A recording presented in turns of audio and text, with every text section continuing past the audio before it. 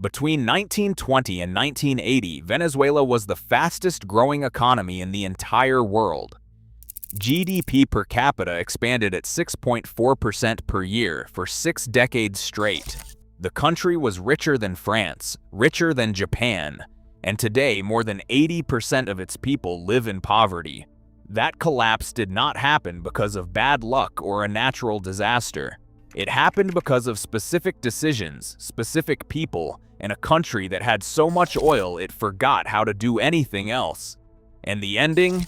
In January 2026, U.S. Delta Force operators landed in Caracas in the middle of the night and physically pulled the president out of his own country.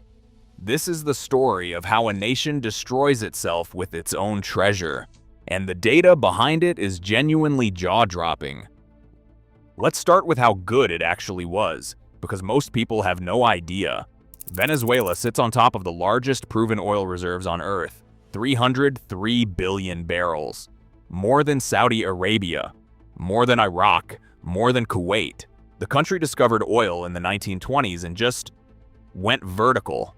By the 1970s, Caracas had a skyline, a metro system, and a per capita income that put it among the 20 wealthiest nations globally. Venezuelans flew to Miami to shop for the weekend and called it Sácame el jugo, give me the good stuff. The country received close to $1 trillion in oil revenues between 2003 and 2013 alone. $1 trillion. In a country of 28 million people, that is an almost incomprehensible amount of money, and somehow, all of it disappeared.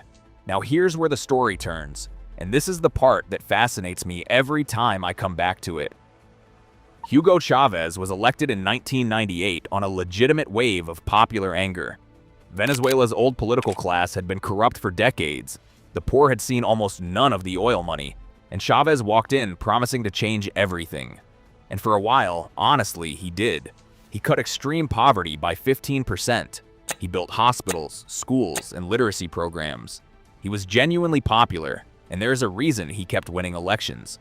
But underneath the social spending, he was quietly hollowing out the machine that made everything possible. In 2002, thousands of PDVSA workers, the engineers, the technicians, the people who actually knew how to operate the oil fields, went on strike. Chavez fired all of them. Around 18,000 experienced petroleum professionals were replaced by political loyalists who had the right connections but not the right skills. Oil production peaked in the late 1990s at 3.5 million barrels per day and started declining almost immediately after the purge. And this, honestly, was the single most catastrophic economic decision in South American history. By the time Chavez died in 2013 and Nicolas Maduro took over, the cracks were already visible. Oil prices were high and covering up the damage, but the infrastructure was rotting, the technicians were gone, and the entire economy had become 98% dependent on a single export. When oil prices crashed in 2014, there was nothing to catch Venezuela's fall. Maduro's response to the crisis made everything worse in a way that was almost methodical. The government needed money but had lost oil revenue, so it started printing bolivars. The money supply expanded 20 to 30% every month. Within a few years, hyperinflation hit 10 million%. 10 million%. The currency became so worthless that people weighed bolivar notes rather than counted them, because counting took too long. Venezuela stripped 14 zeros from its currency in 13 years through repeated redenominations, cosmetic accounting tricks that changed the name of the money without fixing anything underneath. By 2019, the economy had contracted by 61% of GDP. For reference, the United States lost 29% of GDP during the Great Depression. The World Bank described it as the largest peacetime economic collapse in modern history. Then came the part where it got even darker. 8 million Venezuelans left, roughly 25% of the country's population. Many traveled on foot or by bus, walking through Colombia, Ecuador, and Peru, across deserts and mountain passes. It was the largest refugee crisis in the Western Hemisphere in recorded history, and most Western media treated it as background noise. Many of the people who stayed behind were often earning $160 a month, while a basic food basket cost more than that. Criminal gangs filled the power vacuum left by collapsed institutions. Venezuela ranked among the highest homicide rates in the world for years running. Now the midpoint twist that makes this whole story suddenly relevant in a completely new way.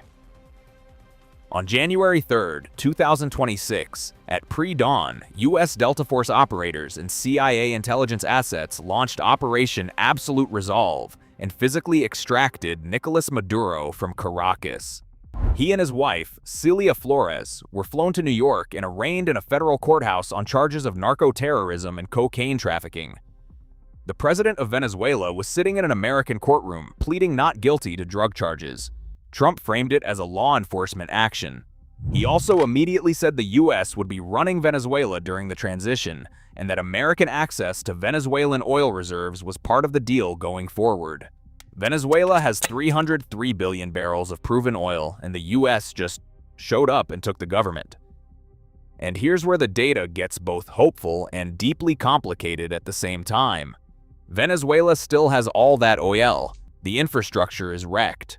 Production had fallen from 3.5 million barrels per day to barely 900,000 by late 2025, a shadow of what it once was. Getting back to peak production would require massive private investment, rebuilding technical capacity from scratch, and governance reforms that actually work. Goldman Sachs and other analysts estimated it could take 5 to 10 years under the best conditions. But the bones are there. The reserves are real. The natural gas reserves are the largest in Latin America, and Venezuela had been venting gas into the atmosphere, wasting an amount equivalent to Colombia's entire annual consumption, simply because it lacked the infrastructure to capture it. The potential for coltan, nickel, bauxite, iron ore, and gold mining is similarly enormous and almost entirely untapped. The painful irony is that the country's problem was never poverty of resources. It was poverty of institutions. Every dollar that could have been saved in a sovereign wealth fund like Norway's was spent, borrowed against, or stolen. The Macroeconomic Stabilization Fund held less than $3 million when the crisis started. Norway's equivalent holds over $1.7 trillion. Same oil. Completely different choices. For much of the 20th century, Venezuela showed the world what oil wealth could look like. Then it spent the next 25 years showing what happens when you build a country on a single commodity, hand it to people who prioritize loyalty over competence, and print money when the bill comes due. The bill came due. The people who stayed, who did not have the option or the money to leave, who watched their savings evaporate and their hospitals close and their neighborhoods taken over by gangs, they are still there, waiting for something to actually change this time. Whether what just happened delivers that, nobody knows yet. Tell me in the comments what you think happens next. See you in the next one.